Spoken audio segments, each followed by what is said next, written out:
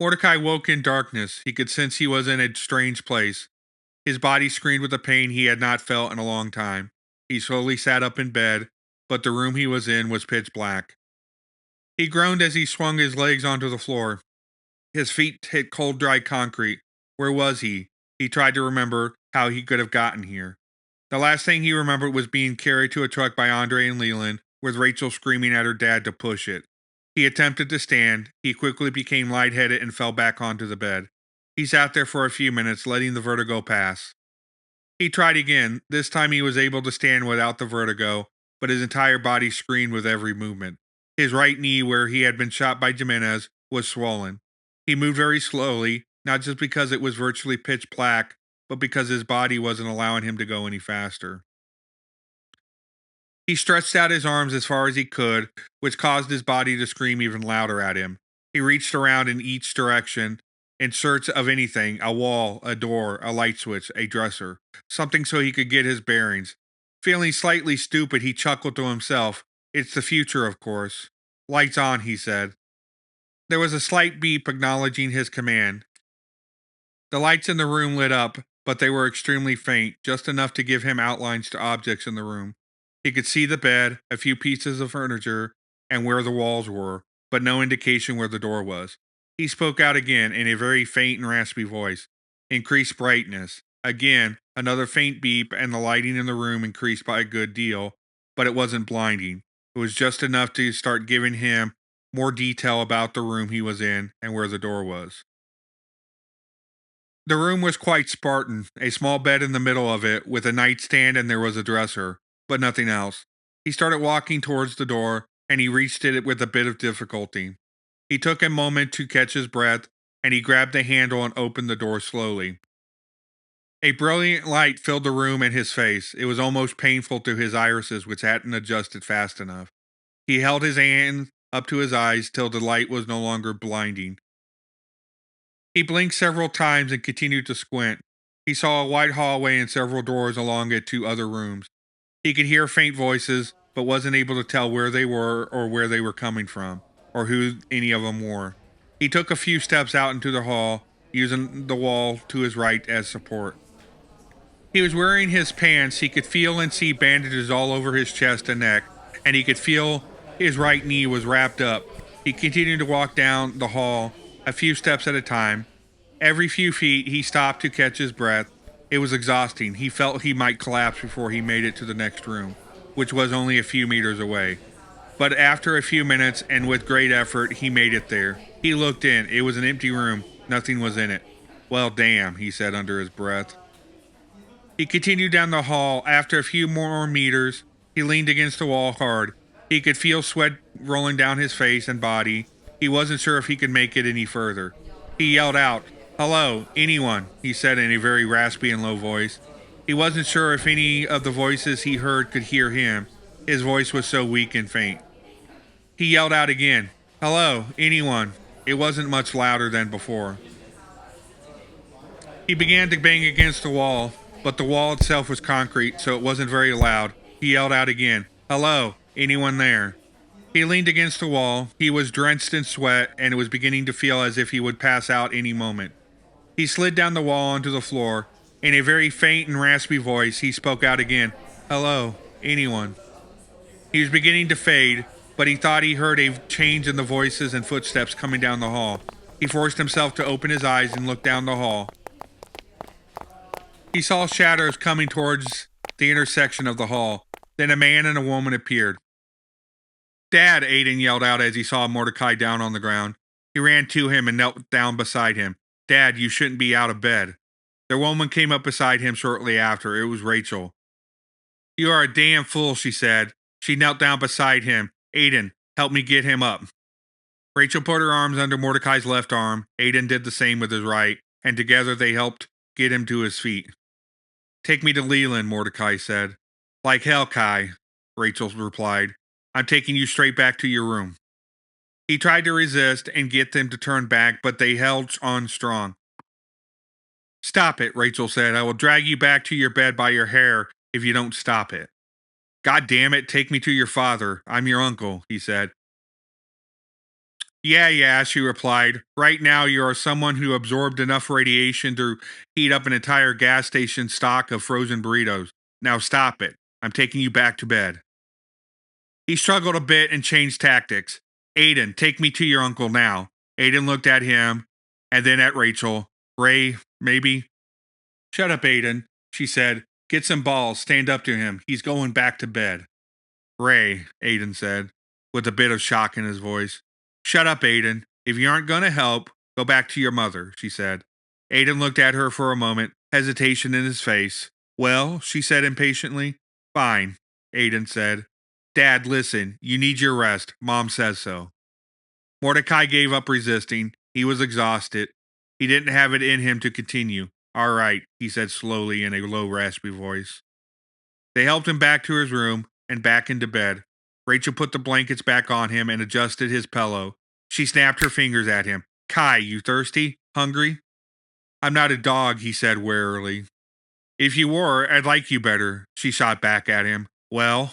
She asked, this time with more impatience in her voice. Yes, thirsty. Bring me some iced tea, he said weakly. Aiden, go get your dad some iced tea. She sat down on the bed beside Mordecai as she said this. She had a washcloth in her hand. There was a stack of them beside a bowl of water on the table next to him, something he had missed when he got up. Aiden left the room. Get Leland too, Mordecai said weakly. Aiden, also tell my father and your mother he's awake, she said, as she began to dab the sweat away from Mordecai's forehead and face. The cool water was refreshing. All right, Aiden hollered back as he continued to walk away from the room down the hallway. Rachel returned her attention back to her uncle. You're in a bad way, Uncle, she said softly. It was the first soft thing she had said to him since helping him up in the hallway. Alicia says the radiation damage to your body is pretty severe, she said as she continued to pat his head with the towel. Good news is it won't kill you, but you are going to be down for a while. Thank you, Mordecai said. No need to thank me, she said. With her other hand, she grabbed his hand. I'm just glad you got back to us. You'll get better. You'll be fine. I'm sorry this has happened, he said to her. She shook her head. No, none of that. You did the same thing I would do for you or my father. I am thankful to you for doing it. She put the towel back in the bowl, wrung it out, and laid it across his forehead. Again, it was very refreshing. It's going to be worse than any of us thought, he said. She squeezed his hand. Save your strength. Wait till my dad gets here. Tell us together. He squeezed her hand back. Have I ever told you you are my favorite? Always have been. She nodded. When longevity came about, she too was an old woman. She was 20 years younger than him, but they are both over 7,000 years old now. 20 years doesn't matter that much anymore. He'd always treated her kindly, fairly, and equally, but she wasn't sure about living longer. She had had her own kids, her husband had just died a few years prior, and she was looking forward to one day joining him. She remembered the long conversations they had all those years ago. She just wasn't sure if that is what she wanted. Mordecai changed all that. He told her one night, after a bitter argument, that she was always his favorite, and he couldn't imagine a universe without her. That was all it took. It was something her own father had said to her, but hearing it from Mordecai made the difference. She squeezed his hand. Yeah, you have.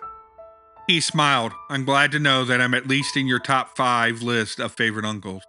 She laughed. Out of her 5 uncles, other than him, only one on her mother's side chose to extend their lives. The other 3, 2 which were Kai's brothers, either had passed before longevity or decided against it. It made her sad thinking about them.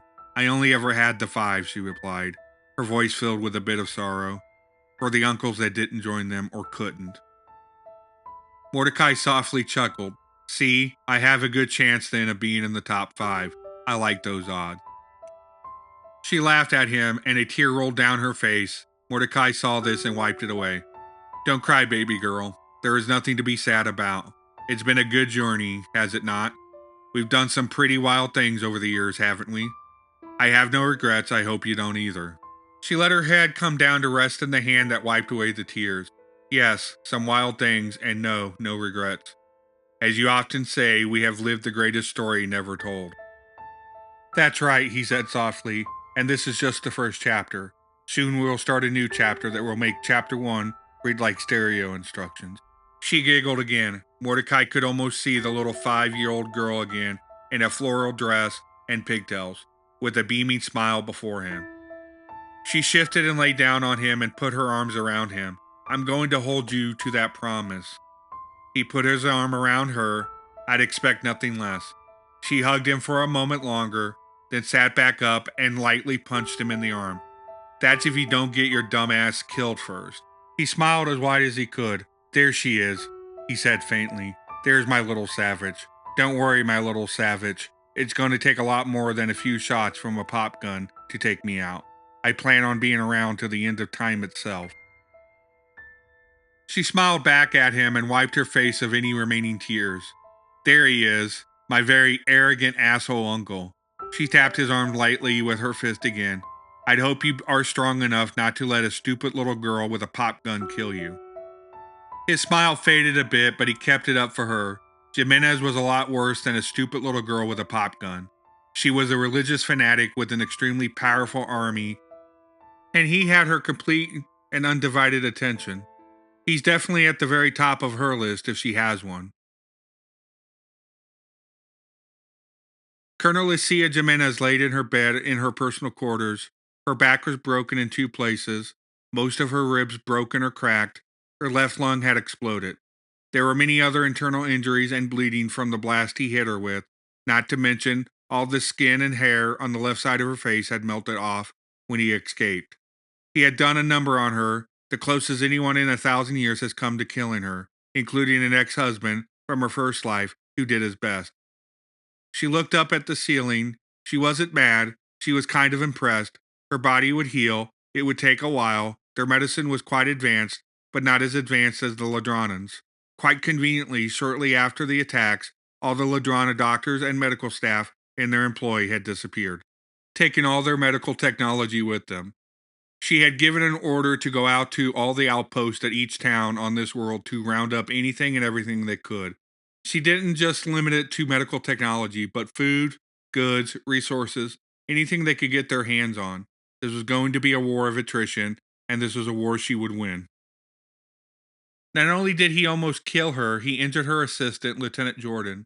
He was merely knocked out and had a concussion and bruising on his body, with lacerations from the debris when the window was blown out.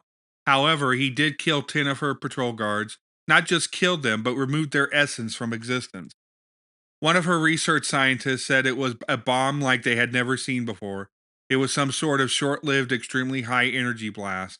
It wasn't lethal after a few meters, but within that few meters, it would vaporize just about everything it touched. This did make her angry. He robbed those soldiers' families of their final goodbye, their closure. Everything they were meant to be, everything God had planned for them, gone in a bright purple flash. She gritted her teeth. It was almost all she could do in her current state. A knock came at her door. She hit a button on the remote in her hand, and the door slowly swung open. In stepped a man, her second in command, Lieutenant Colonel Lee Wei. He was a fairly tall man, with well-chiseled features, deep brown dark eyes, short dark hair. He had a voice that could cut steel. He walked with a great amount of confidence in each step. This was a man that no one would wish to meddle with. He carried a tablet with him. He approached her, stopped a half a meter from her. Ma'am, I have an update for you. She nodded. She could talk, but the new skin on her face was still extremely sensitive, and it felt extremely weird to speak. He nodded back, not wanting to embarrass his commander. He understood all too well what she was going through. He too was a long-lived soldier of One Earth. He was a few hundred years younger than her, but he was a very experienced officer.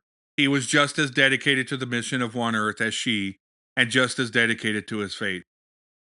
Colonel, we have located the terrorists. They have congregated at a compound about 100 kilometers south of the Weber farm. A man named Bert Beltran owns the compound. He paused for a second, holding up the tablet to show her aerial photos.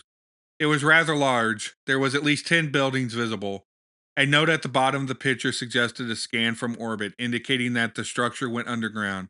He then pulled the tablet back and scrolled through a few screens and pulled up a profile picture of Bert. It was an extremely old photo from his first life, when he was still naturalized. He held the tablet up again to show her the photo. He was employed by an ancient Earth company over 7,000 years ago that sold military equipment to an ancient Earth country called the United States. His field of specialization was personal armor. She nodded. So we know where you got the armor from, she said. She made no expression that would give away that she was in a fair amount of pain from talking. Yes, he scrolled through a few more images and stopped on one of Andre. And this man, Andre Mortz. We have several aliases. He was born one Fima Popov in a country known as Ukraine. He immigrated to the United States in his early 20s. He too is an engineer and was employed by a competitor to the company that employed Beltran. But he was a weapons engineer. He was also considered to be quite intelligent and held several PhDs in engineering and physics. It is likely he continued his education these last several thousand years and is the man responsible for the weapons we saw them use in their attack. She nodded. Bring in Bravo, Epsilon, and Delta companies from Orion Battalion, and also the entire Sagittarius Battalion. You take overall command, leaving Evans and Galanis in charge of the Sagittarius Battalion. I want you to take personal command of the Orion detachment, and Colonel Lee, listen carefully. I don't want any misunderstandings here. I want every centimeter of that compound to be eradicated from the universe. I want debris from it to rain down on the other side of the planet, and there are no survivors. If any of them manage to survive, the standing order is they don't take 2 breaths afterwards. If by chance She paused. She waited for Colonel Leeway to acknowledge he knew who she meant. If he is one of those survivors, you personally see to it he gets a taste of the hell you are about to send him to. Am I clear?